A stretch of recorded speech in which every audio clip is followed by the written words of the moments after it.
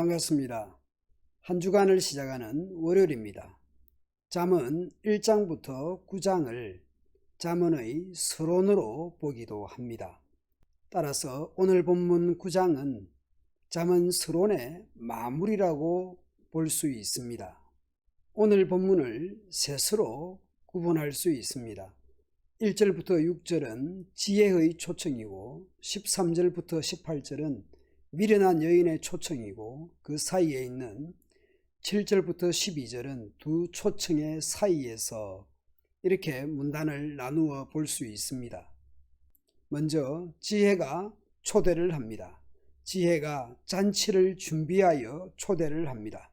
훌륭한 집을 짓고 고기와 음료를 준비하여 초대합니다. 어떤 사람들을 초대합니까? 지혜는 어리석은 사람들, 지각 없는 자들을 초청하여 대접과 환대를 합니다. 와서 차려놓은 음식을 먹고 포도주를 마셔라. 그리고 외칩니다. 어리석음을 버리고 생명의 길을 찾아 지혜롭게 행하라. 지혜가 생명의 길로 초대합니다. 오늘 본문에서 지혜의 초대와 미련한 여인의 초대 사이에 7절부터 12절이 있습니다. 두 초청 사이에 7절부터 12절이 있는 셈이죠. 거만한 자가 등장하고 지혜 있는 자가 있습니다. 누구를 책망할 것인가? 거만한 자를 책망하다가 오히려 미움을 받게 됩니다. 그래서 어떤 사람들을 책망하고 가르쳐야 합니까? 지혜 있는 자를 책망하라. 그러면 그가 너를 사랑할 것이다. 지혜 있는 자를 가르쳐라. 그러면 그가 더욱 지혜로워질 것이다. 의로운 사람을 가르쳐라. 그의 학식이 더할 것이다. 책망하는 쪽에서 생각할 수도 있겠지만 책망받는 쪽에서 적용해 볼 수도 있습니다. 나는 책망을 받거나 가르침을 받을 때에 어떻게 반응하는가? 그 반응에서 내가 지혜 있는 사람인지 거만한 사람인지 확인되거나 드러날 수 있습니다.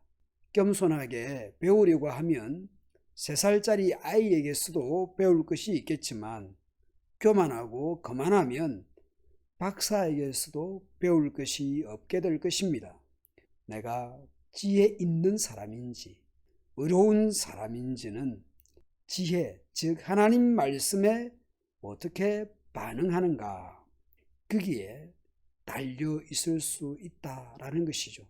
설교를 듣든지 묵상을 하든지 구역이든 둘의 모임에서든 가정에서든 말씀 나눔을 할 때에 나는 그 말씀에 어떻게 반응하는가 라고 하는 것은 매우 중요한 것이죠. 지혜가 단순히 지식이나 정보나 처세술이나 관계의 기술이 아닙니다. 이것은 하나님과의 관계이고 생명과 관련된 것입니다. 여호와를 두려워하는 것이 지혜의 첫걸음이요 거룩하신 분을 아는 것이 깨달음입니다. 지혜의 시작은 여호와를 경외하는 것이죠. 신약적으로 보면 참 하나님과 그의 보내신 자 예수 그리스도를 아는 것이 영생이라고 말씀하셨습니다. 지혜를 통해서 날이 많아지고 생명의 해가 더할 것입니다. 지혜로우면 그 지혜로 유익을 얻을 것입니다. 지혜의 초대, 곧 하나님의 초대를 받아들이면 생명의 길이고 거만하면 고통의 길입니다. 13절 이후에서는 지혜의 초청이 아닌 또 다른 초청이 있습니다. 마치 지혜가 성중 가장 높은 곳에서 사람들을 부르는 것처럼 미련한 여자도 시가지 높은 곳에 앉아서 사람들을 부릅니다. 대상이 누구입니까? 지혜가 초청하는 대상과 비슷합니다. 어리석은 사람들이고 지각 없는 사람들을 이 미련한 여자가 부르고 초청하고 있습니다. 그러면서 도둑질한 물이 달고 몰래 훔쳐먹는 빵이 맛이 있다고 외칩니다. 도둑질이든 훔치든 간에 여하튼 달고 맛있으면 되는 것 아닌가?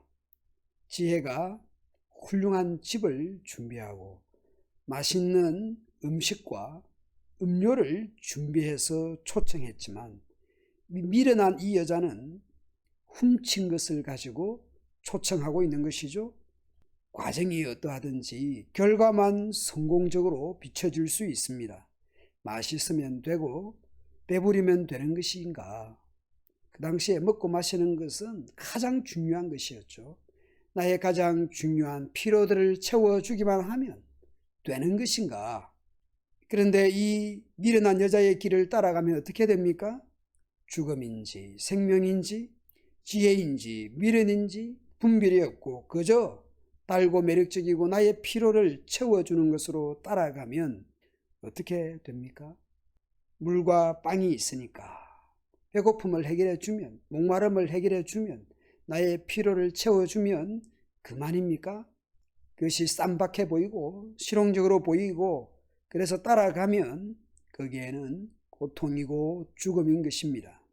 달고 맛있고 멋지고 그럴지 모르지만 그 끝은, 그 마지막은 쓰라림과 고통만 남겨질 것입니다. 이 1장부터 9장의 이 잠언의 서론을 마무리하면서 지혜의 길을 선택할 것인가, 미련한 길을 선택할 것인가 하는 것이죠. 따라서 우리는 당연 지혜의 길을 선택해야 하겠죠. 그런데 당연 지혜의 길을 선택해야 한다고, 그래야 하는 것이 맞다고 생각하지만 현실에서는 어리석고 미련한 선택을 하는 경우들이 얼마나 많습니까? 예를 들면 부모가 잘못한 아이들에게 이렇게 하면 돼, 안 돼? 물으면 아이는 안 돼요. 그러면 부모가 자녀에게 왜 그랬니? 물으면 점점점 알아 몰라? 알아요. 알면서 왜 그랬어? 점점점. 아이들만 그렇습니까? 알면서 왜 그랬어? 아이들만 그렇습니까? 어른들도 어리석고 미련한 줄 알면서도 그 길을 선택하기도 합니다. 여기서 왜? 라는 질문이 잘못된 질문일 수도 있습니다. 지혜가 무엇인지 알면서도 어리석고 미련한 선택을 할 수 있는 것이 죄성을 가진 인간이잖아요. 그러니 우리는 우리 자신을 의지할 바가 못 됩니다. 삼위 하나님을 의지하고 하나님의 도움을 구해야 하는 피조물된 인간임을 다시 생각하게 됩니다. 오늘도 피조물 되고 죄성을 가진 인간임을 겸손히 고백하며 오늘 하루도 살아가면 좋겠습니다. 하나님의 은혜를 의지하고 하나님의 자비하심을 바라보고 그 하나님의 지혜를 바라보며 살아가는 오늘 하루 되도록 합시다.